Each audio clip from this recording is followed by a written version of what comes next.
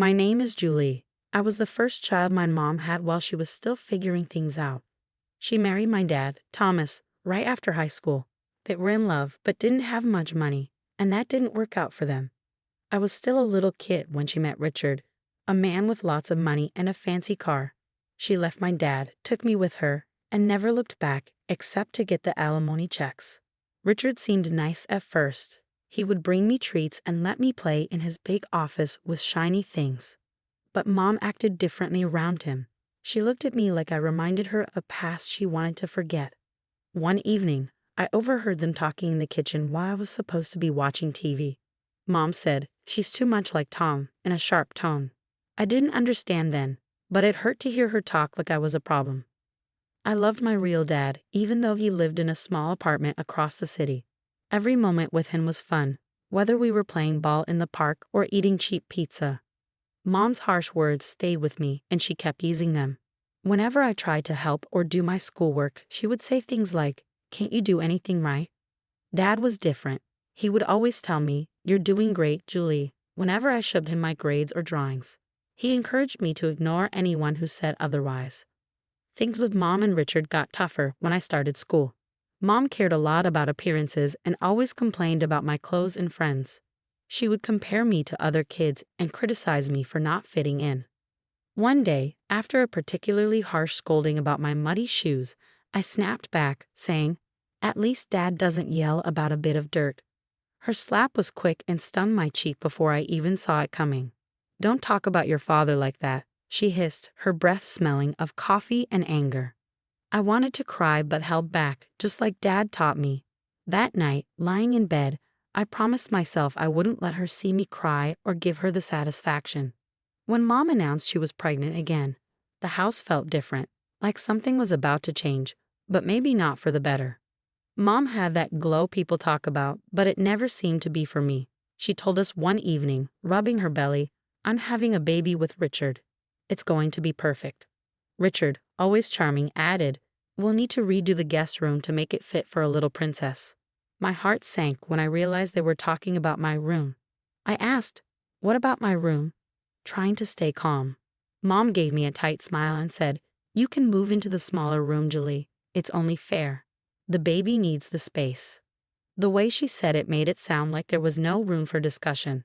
So I packed up my things and moved to the smallest room in the house, barely bigger than a closet. The months went by quickly, and soon Lily was born. Everyone was talking about her, saying how beautiful she was. Mom would gush to her friends, cradling Lily as if she were made of the finest porcelain. "Yeah, she's cute," I would say, trying to join in. Lily was adorable, and I loved her the moment I saw her. I wanted to be a good big sister and help out. One afternoon, I tried to sneak into Lily's room while Mom was busy in the kitchen. I tiptoed in and peered over the crib at my baby sister, who was happily gurgling. "Hey there, Lily," I whispered, reaching out a finger for her to grab. Mom must have heard me because she appeared at the door suddenly, her voice sharp. "What are you doing, Julie? I told you, you need to ask before going into her room." "I just wanted to see her," I protested, feeling tears well up in my eyes. I wanted to help, but Dad was different. One weekend when I was with him, we were having pizza at our favorite place, and I opened up about how Mom was always on edge with me around Lily. I told him it felt like she thought I'd break her or something. Dad thought for a moment and said, "You know, Julie, some people have a hard time sharing love. They think there's only so much to go around. But you've got a big heart. Don't let your mom's ways make you think otherwise." His words made me feel a little better, but back at Mom's house, things didn't improve. Even when I tried to talk about school or friends, Mom was always half listening, her attention mostly on Lily. One day, I came home with a school award for second place in the science fair. I was excited and showed Mom the certificate while she was feeding Lily. "Look, Mom, I won this," I said, holding it out. "That's nice, dear," she replied without looking up. "Put it on the fridge or something." I put the certificate on the fridge, a bit crooked, and stepped back. It felt like just another piece of paper, another day overshadowed by Lily. By the time I reached high school, things were really rough at home. Mom was cold, and Richard seemed indifferent. I felt more like a guest than a family member. Then, out of the blue, Mom said it was time for me to live with Dad permanently. She told me at dinner, just the two of us. while Richard was still at work and Lily was already asleep. "Julie, we need to talk about your future," Mom said, pushing her food around her plate with a fork. Her voice was cold and businesslike, which made me nervous. "What about it?" I asked, trying to sound casual, but my heart was racing. "We've been discussing things," Mom said, "and we think it's best if you move in with your father. With the new baby coming, things here are complicated. You're not a child anymore. You need your own space, and we can't provide that here, not with the new situation. It's cramped, and frankly, the financial burden is more than we expected." I almost choked on my water. Move in with Dad? But why? I thought everything was fine here. Mom sighed deeply. "Look, Julie, it's just not working out. You'll be better off with your dad." "It's better for everyone this way," Mom said. I pushed my plate away, no longer hungry. "What about school and my friends?" I asked. "You can go to a new school and make new friends," she replied, as if it were that simple, like I could just erase my old life and start fresh without any trouble. The next few weeks were a blur. I packed up my things, books, clothes, and a few keepsakes that meant something to me, into boxes. Richard barely said goodbye, and Lily, too young to understand, gave me a confused hug. Moving day was hard. Dad lived on the other side of town in a modest apartment. It was clean but cluttered with reminders of a life that had been on hold since Mom left him. When I arrived, Dad was there waiting with open arms and a worried smile. The apartment was nothing like the house I grew up in. My new room was much smaller, with walls that needed painting and a window facing a brick wall. But it was quiet, and Dad was trying his best. The first day at my new school was tough. As I walked down the crowded hallways, I could feel the stares and hear the whispers. "That's the new girl," as if I were some kind of oddity.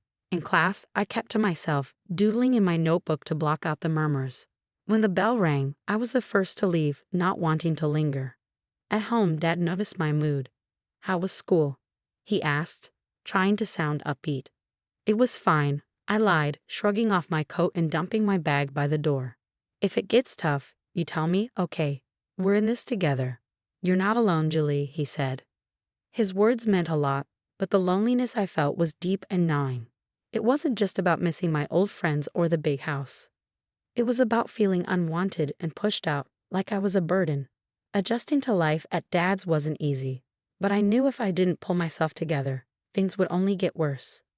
One morning, I woke up, looked around my small room, and decided it was time to take charge of my life. "No one else is going to do it for me," I muttered to myself. Dad noticed the change right away.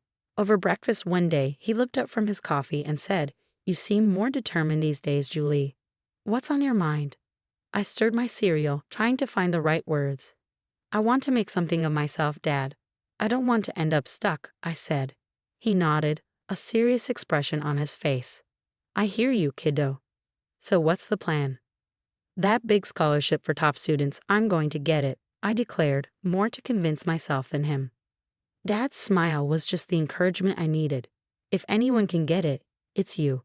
Just let me know what you need from me." School was tough. I spent long hours catching up and even more time buried in books. My teachers noticed the change. Even the strict ones seemed to respect my effort.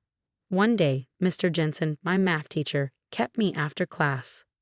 "Julie, your work has improved a lot. What's the goal?" he asked. "I need that scholarship," I replied bluntly, packing up my stuff. "I've got plans, and they don't include being stuck here forever." Mr. Jensen studied me for a moment before nodding. "Well, keep at it and let me know if you need extra help. I'm here."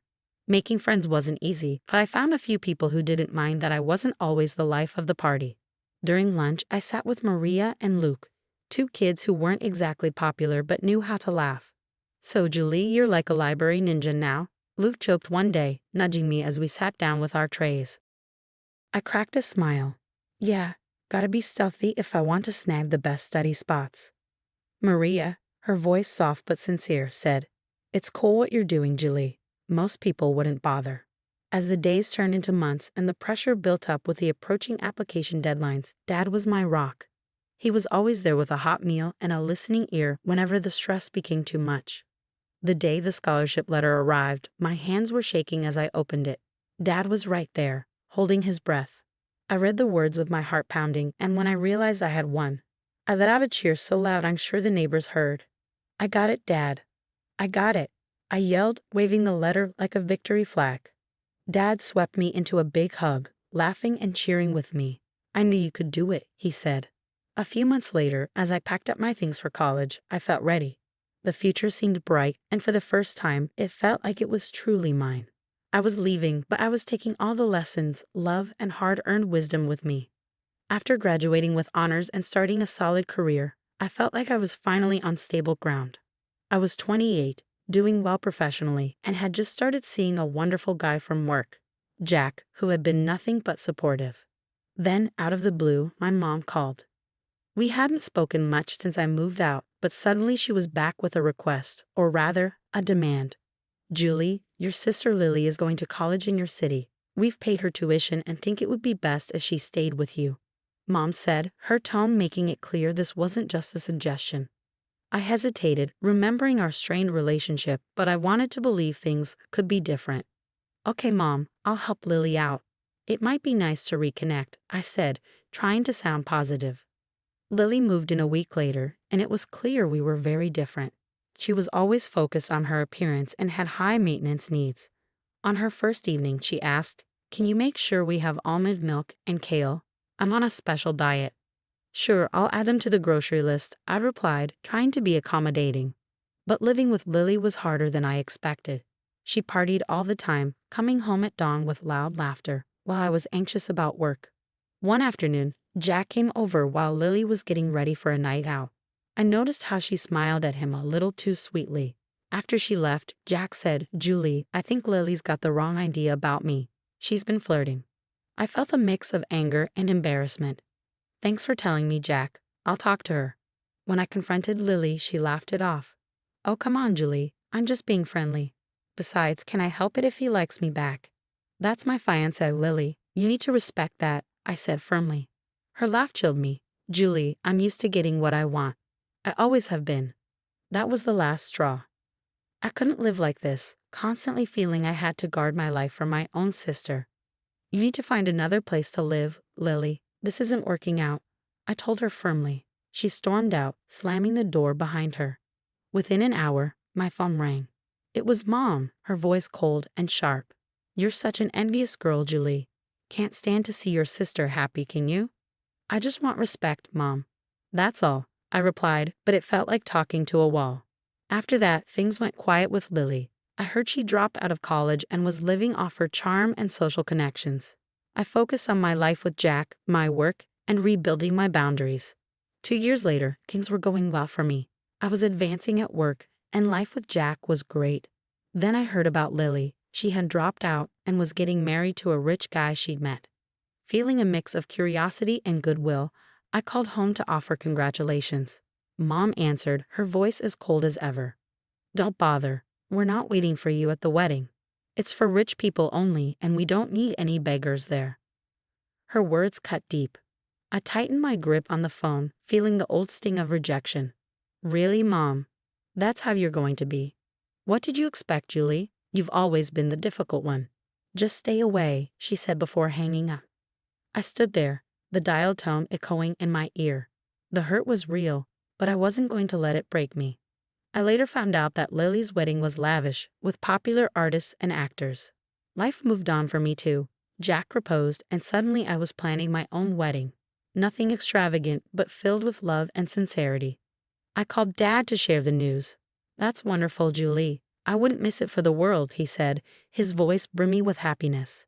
Encouraged by Dad's reaction, I decided to make one last attempt to reconnect with Mom. I dialed Mom's number, my heart racing. When she answered, I said, "Mom, I'm getting married. I'd really like you to come." Her reply was icy. "No, Julie, I'm not interested in some modest gathering. Count me out." I swallowed hard, fighting back tears. "Okay, Mom, take care." I hung up, knowing it might be the last time I'd invite her into my life. Our wedding was simple but beautiful. Dad walked me down the aisle, and his presence was a steady comfort. The room was filled with genuine smiles and heartfelt congratulations, unlike the grandeur and coldness of Lily's wedding. Our modest reception was full of laughter, dancing, and stories. Jack and I celebrated with friends and family who loved us for who we were, not for our money or status. Life was moving along well. Jack and I were thrilled to be expecting our first child. One ordinary afternoon, my phone rang and turned my day upside down. It was Mom, and she wasn't calling with congratulations. "Julie, you have to take us in. We're desperate," she said, skipping any pleasantries. "What's going on?" I asked, though I was afraid to hear the answer. "Richard's business failed. We mortgaged the house for Lily's wedding, and now it's all gone.